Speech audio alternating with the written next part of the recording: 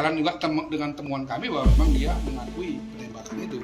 Tribuners, keterangan pers Komnas HAM terkait perkembangan kasus kematian Brigadir J di kantor Komnas HAM, Jakarta pada Kamis 4 Agustus 2022. Berikut laporannya.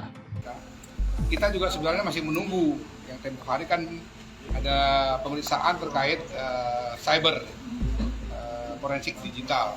Kita baru dapat sebagian dan kita juga masih menunggu, ya mudah-mudahan besok juga bisa sekaligus. Kalau nggak terpaksa kita tunggu lagi untuk melengkapi bahan-bahan terkait dengan komunikasi di antara orang-orang yang ada dalam tempat kejadian perkara itu maupun yang terkait dengan TKP itu. Status Baradae udah tangkap Pak, di balik masih dilakukan Pak? Oh iya, gini, tugas Komnas HAM ini ada dua, ya banyak orang perlu dikasih penjelasan. Pertama, sesuai dengan Undang-Undang 39 1999 itu melakukan penyelidikan pemantauan kalau ada dugaan pelanggaran HAM, ya.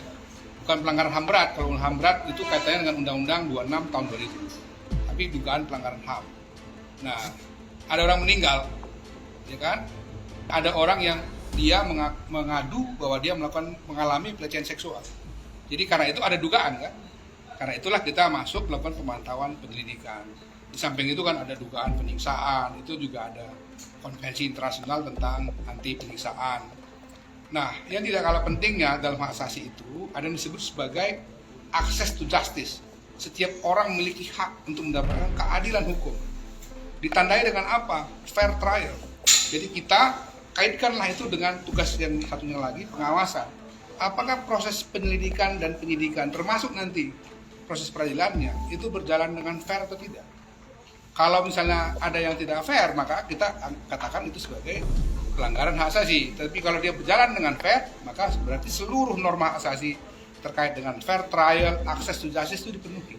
Dalam ranah itu kami bekerja. Tentu berbeda dengan tim sus dan penyidik. Nah, sekarang tim sus, penyidik sudah menyatakan Baradae tersangka. Dia tidak bertentangan dengan apa yang kami temukan, kan? Pada kami kan Baradae memang mengakui bahwa dia yang menembak. Gitu. Walaupun kami tentu harus mencari lagi keterangan-keterangan dan bukti-bukti lain, apakah hanya dia sendiri? Itu pertanyaan.